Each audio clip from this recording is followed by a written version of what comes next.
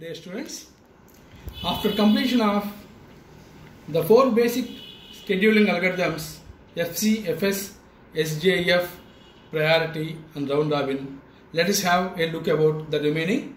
One is multi-level queue scheduling algorithm with a small addition to this second one, multi-level feedback queue and multi-processors queue. So here these three algorithms inherently uses the first four techniques FCFS, SJF, priority, round robin based on the situation.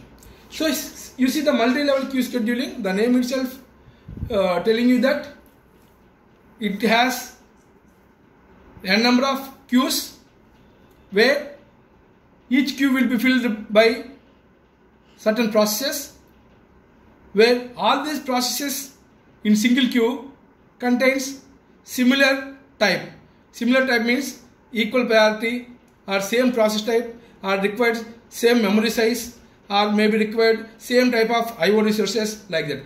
Based on the characteristics of the processes, we divide them into groups, and one group will be kept in a one ready queue. Like that, there will be n number of queues are executed. Of course, in each queue, same type of processes are also there.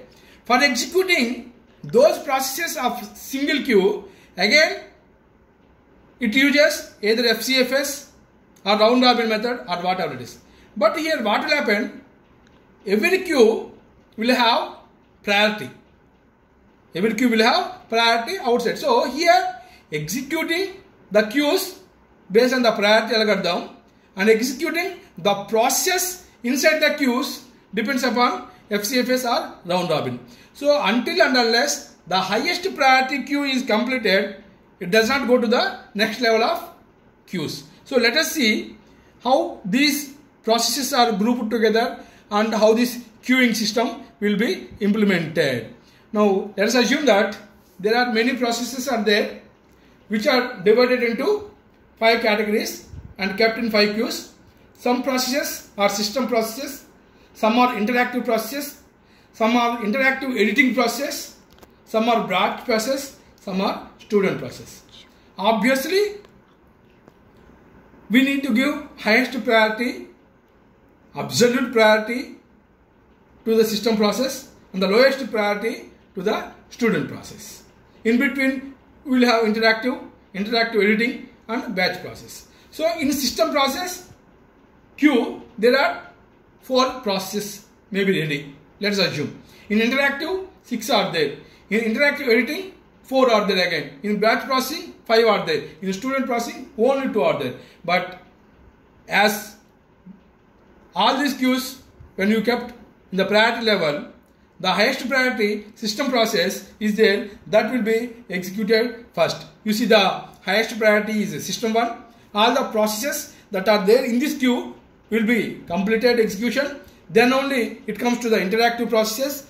All the processes that are there in this interactive process queue will be executed. Then it goes to the next level, interactive editing process. After completion of all the process in this queue, it goes to the batch process.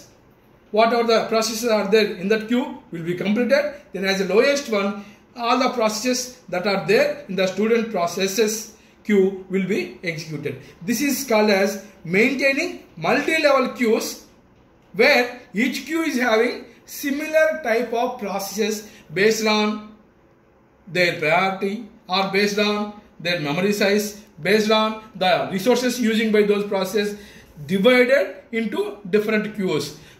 Even after dividing into the different queues also, among these queues, whichever the queue is having highest priority, that will be executed. Now here, inside the highest priority queue, if you want to execute the inner process, we use FCFS algorithm or round robin algorithm. This is called as multi-level queue processing scheduling algorithms. The next one you see, the multi-level feedback queue.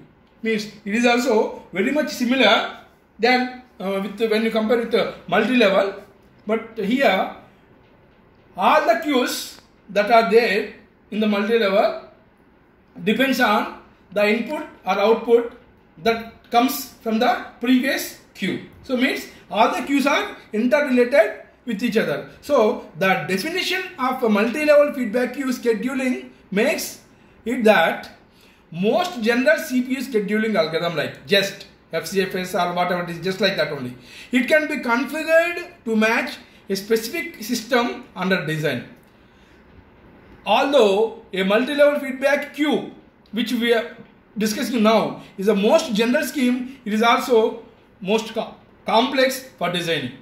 So in general, a multi-level feedback queue scheduler is defined by following parameters. One is how many number of queues are there for execution, and what is the scheduling algorithm followed by each queue or applied to each queue, and what method is used to determine for upgrading the process of high priority, for demoting the process of lower priority, and to determine which queue process will enter when to that process needs service. Means, see, I am again explaining it to you in different way, that there are three processes are there. Three queues are there, with n processes in each queue. One queue is using FCFS, one queue is using like shortest job first, or one queue is using round robin. So which type of scheduling algorithm is used? One. And how many number of queues are there for ready? Second one. And next one, third one is in the queues for highest priority one, lowest priority one, how to decide. Based on these factors, this multi-level feedback queue scheduling will work out. Just let us see the diagram shown here. For example, there are three separate queues used here. Some queues may be used as foreground and some queues may be used as background process. For example, if the foreground queue might be scheduled by using round robin and the background queue is scheduled by FCFS. See, when you are executing a process with foreground and background data, definitely to show result on foreground, definitely it waits for the calculation of the background process. But here you see the background queue is working by FCFS. So until and unless we get the result from the background queue which is using FCFS algorithm, we cannot run the foreground which is using the round robin. So like this, if all the queues in the multi-level are interlinked with each other, then this type of scheduling is called as multi-level feedback. Interlinked means feedback. One is dependent on another. One feedback is served for the another. So it is called as multi-level feedback queue scheduling algorithm. So the third one is multi-processor scheduling. See, multi-level is different than multi-processor.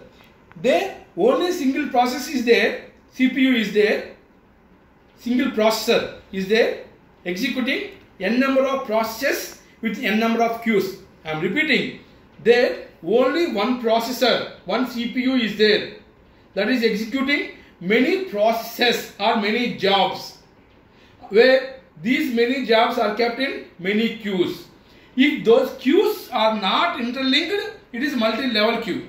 If those queues are interlinked with each other and are dependent on the result of one queue by another, it is called as multi-level feedback queue. But here, number of processors itself are multiple.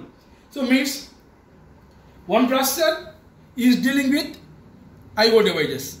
So in multiprocessor, again two approaches are there. The first approach is there, the resources are maybe input resource or output resource, and the process, whatever it is, are executed by one processor. It is called as a master server, and the code, user code, the code which is written by the user is executed by other processor. So this is first approach. We will have two processors, master and slave. Here the master is bothered about the resources required, like input resources, output resources, and the memory allocation or something else. Whereas the client server, the client system is responsible for executing the user code. So this is one approach for the multiprocessing. And the second one is, the second approach is symmetric multiprocessing approach, which is called as SMP approach, where each processor is self-scheduling. Every processor scheduled by itself. All processes may be in common ready queue. Here there is no division of I/O resources. There is no division of memory concept process. There is no division of user concept like that. All the activities are in a common queue, but a number of processes are there executing.